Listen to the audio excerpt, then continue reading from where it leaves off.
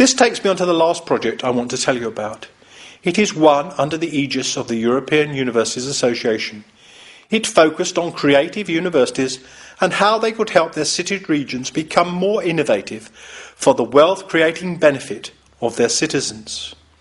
The 7 universities that were involved in this project started their explorations with a formal and agreed definition of the term creativity. In short, virtuous knowledge sharing was the preferred mode of collective action for each of us, and it also became clear that we each practiced our own version of it in our reach-out projects with business and the community. However, within this generic way of working, each university's particular enterprise projects were very different. Projects range from the development of a government structure for a whole country, to the process of helping the sleepless use university facilities, to design against crime, or the development of community banks designed and developed and run by local communities. In the first consortium workshop in Istanbul, the Turkish capital, we were relaxing outside the Fenerbahce football stadium. Its logo of a 5-pointed star intrigued us, since we had just determined that the critical factors of success in our projects were also 5. Hence, we decided to adopt an alternative version of the 5-pointed star as the basis for our own consortium's logo. And so the star on the screen represents the 5 critical success factors which we found to be necessary for enabling a creative university to develop creative relations with its city region. The factors start with the city region and its universities clearly working together to develop a collective vision for their own joint creative development. This factor also includes them designing the governance processes necessary to enable universities to flourish locally. This leads on to the second critical basis for any creativity in the knowledge economy, the availability of talented creatives needed to make up the new innovation teams. So this second factor particularly relates to the team leaders ensuring their teams are properly formed, continuously refreshed and always developing collective talent. This is important so they can drive creative progress forward. The consortium also agreed a third factor, the importance of developing a creative team's social networking capabilities in order to form the right strategic partnerships.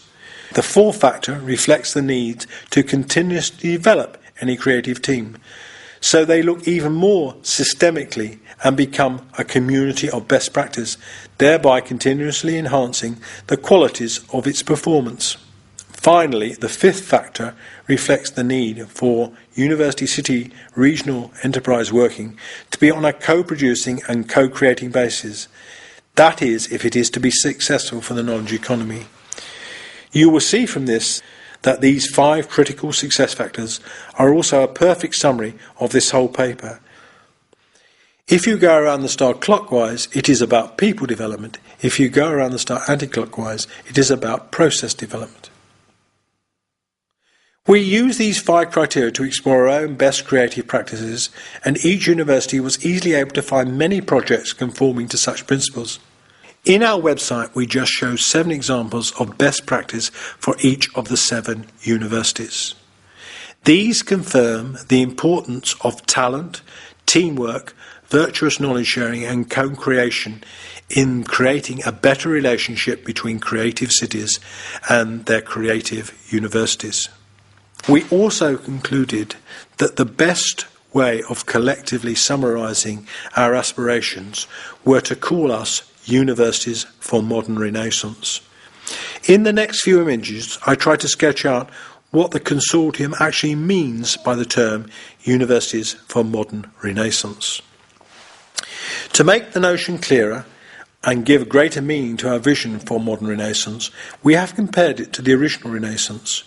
We used this new phrase, modern Renaissance, because we wanted a more creative and forward-looking term than to be called, as some are, universities for regeneration or business-focused universities, and because we felt our universities had a clearer and more creative focus than just to be called engaged universities, as almost 30 universities like ours are in Australia. So in our Universities for Modern Renaissance, Universities will become some of the central actors in the knowledge society and initiators of much of its activities, its structures and implementations. They would reach out and empower as many of the city regions communities as resources allowed. They would use their strong understanding of science and engineering to help local industry, and their managerial, social, economic and environmental awareness to help business and the community. These universities would work with disenfranchised and disadvantaged communities across the city region to raise awareness of whole system functioning and thus help the development of solutions satisfying as many needs and demands as is possible. And in this respect, as the Chief Rabbi Sir Jonathan Sacks so rightly says, such universities need to develop new informing systems for the knowledge economy to enable meaningful discussions between different cultures, to give each their rightful dignity of difference in a global conversation. Hopefully in this way we could begin to develop a covenant for future collective action. This could also lead those who drive for modern renaissance to liberate knowledge beyond the confines of traditional institutions, to move them out into the larger community and often into disadvantaged and disenfranchised communities. As a result, it may truly be possible for co-creation to really occur where talented teams will be central motors of innovation. Hopefully this would lead to a world where people would not only dream of better human futures, but actually be able to realise such futures for themselves with the help of other creatives. As society begins to recognise the rising importance of innovation in the new economy, academics will have a clearer role and have to strive to develop ideas of real relevance and usefulness to business, industry, the civil and voluntary services, the cultural and creative industries, and the community. They will also have to learn to turn good theory into practice that actually makes a difference, and indeed push city regional decision makers for enhanced qualities for all aspects of human life. As a result, such academics will have a new status of key knowledge workers, and hopefully they will be the talent behind much of future knowledge economy growth. These are truly exciting times in academia as we chart our new roles in a modern renaissance. I have now given similar talks to the present a number of times to very different university groups, and already 10 to 15 universities have shown interest in forming a consortium or a network of universities for modern renaissance. If you are also interested in joining this strategic alliance, let me know at the email shown at the bottom of my PowerPoints, and we will send you a prospectus for Universities for Modern Renaissance that the EUA Consortium has just developed.